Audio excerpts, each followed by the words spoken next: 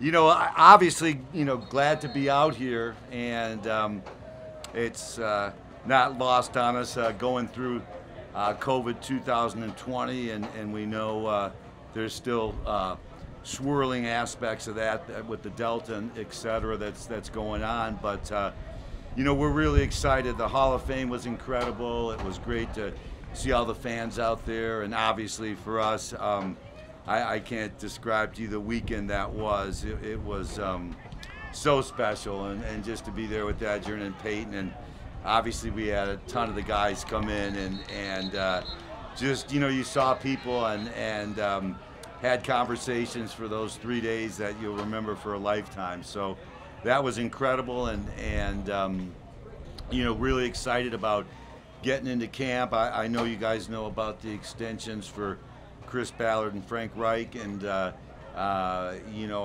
worked those out with each man individually, and it worked out very smoothly, and I was excited to be able to give us that sort of stability.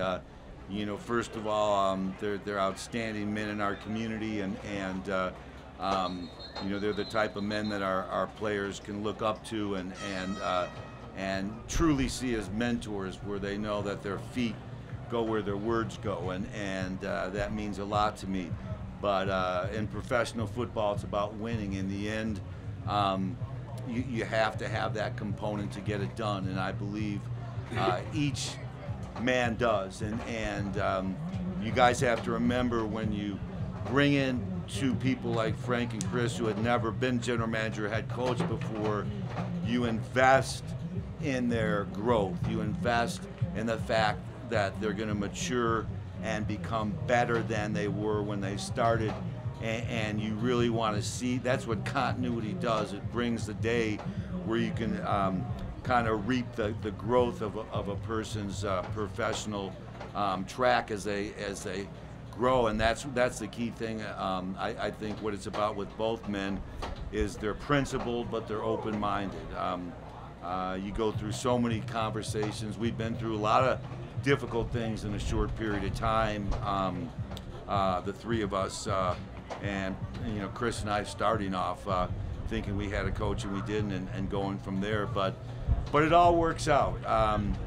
It's really about when you see a coach that you thought you had and you didn't, or you see a player retire, or you see an injury happen. It's our responsibility to, the football gods, they give you the paint and the canvas is there. You got to make a masterpiece. No excuses, no explanations. We know that. We don't sit here. I was never at the Hall of Fame and talked to some old timer that says, well, if we just could have done this, I would have been a champion. I mean, no one talks that way, because you have to get it done. We know we have to get it done. I mean, it's just like before our Super Bowl game, God rest their souls, Howard Mudd, John Tierling is sitting there on the bench in Miami, and John turns to Howard and says, we have to win this game. And Howard says, well, of course, we need to win. No, you don't understand. We have to win this game. There are no other options. That just put any other option out of your mind. We have to win this game. And that's kind of the way that it is. We have to find a way, and we know adversity meets us at every turn, and you want the sort of people that can weather adversity and change on the run, and have different plans if doesn't go right. So I think whenever you have a chance to do extensions with your top people like that, you have a chance to kind of have an overview of where we've been so far and where we need to go. Too many good things to mention, but other things to work on as well. And I know those men are on the track. I turned to Frank during the ceremony, sitting next to him for Peyton, and Flores was up there, and I said, that's you going in behind Tony, Coach. If you can dream that, and you can tell he just lit up and just, just thought of that thought, just got him fired up, and that's the way you got to be, because that can be him. Just like, Tom went in behind Madden, Frank can go in behind Tony. That's what we want to see happen. So, but I'll open it up to questions. Great to be here and great to see you guys. So, Jim, why was 2026 the right time for Coach? Well, again, I think that you want to show continuity and you want to basically say, to your players, to your fans, to the coaching staff, that everyone that has to deal with us, here's who we are. We are going to be here. The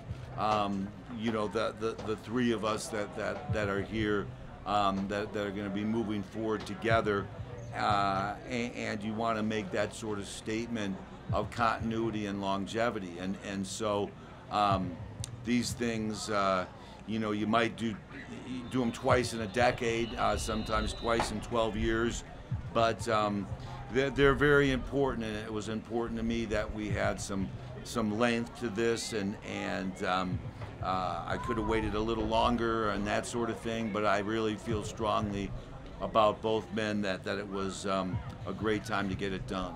Jim, you're only like a week out of surgery with Carson and Quentin. What are your expectations as far as their time frame? Is week 1 on the table? Well, in talking to Carson, I told him, I said, look, you have to be right. We want you 100%.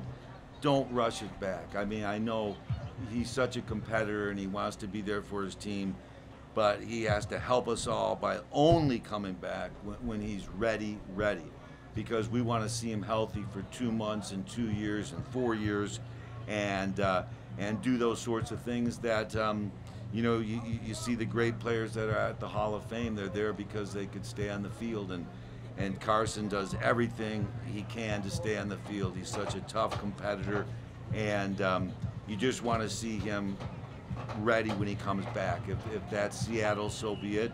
If it's not, it's when he's ready, and no one can tell that for sure. And same thing with Q. They have to be ready. I know Q wants to be back for Seattle, and him and I had a good talk, and I just I wanted to make sure to see where his head was, because he's coming off 2 surgeries, and people don't realize the mental difficulty, the toughness that it takes to go through these things, because your family and your teammates and your coaches and the trainers, everyone's behind you, but only you walk those steps for 24/7. Only you know what it's like being in your body every single waking moment, and to come off those 2 off-season surgeries and be ready to go then all of a sudden. But Q was great. He's cut from a tough cloth and didn't bat an eyelash, and he's fired up, and he's hoping to be back for Seattle, I know. Jim, what's your comfort with the quarterback position? Carson, we don't know when he's back. We've got the 2 young guys out here. Is a move to go get someone still on the cards, or will you guys just ride with whatever what you have? Well, I think that Easton's got a lot of talent, and we picked him where we did because we saw that talent, and he's a hard worker and has all the things you're looking for. Sam, we're always hoping, and you think, where's the next Montana or Brady? Could that be him? There's some guys in this league that they were, Drew Pearson was one that was up there at the Hall of Fame. Well, they're not big enough, they're not fast enough, but we keep elevating them on the depth chart, and then they start, and then they play great, and pretty soon you run out of ways of saying that of things they can't do anymore because they're just doing them, and so you just don't know. I have a comfort level. Obviously, that's why Frank is there. No one knows more than him on how he wants to go in to the beginning of the season to be ready for those 2 home games in Seattle, namely. I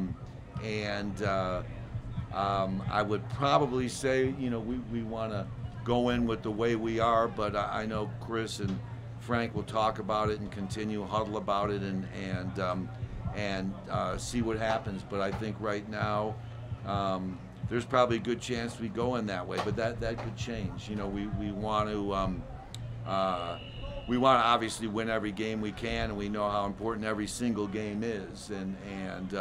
So you know, we always keep our options open, but at this point, you know, obviously it's up in the air because you don't know. Carson could be back, or one of the young guys we want to go with because we feel like they're ready.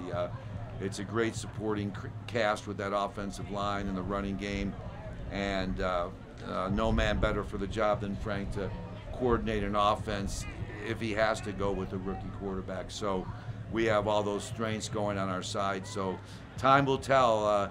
A lot of times we don't know. We can't tell you because we still don't know, because it's an organic process, you know, that you take just day by day and try to get a feel for what direction you're going to go in once preseason starts moving along.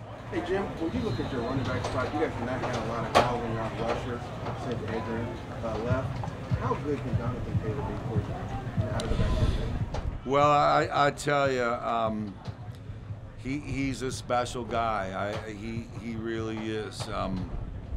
Jonathan, I think you don't want to put too much on a young back and those sort of things, but Jonathan can you know, I mean, if he dreams about a gold jacket at night, you know, he's having the right dream, you know, because you know, there's reality there, and there's a lot that has to happen.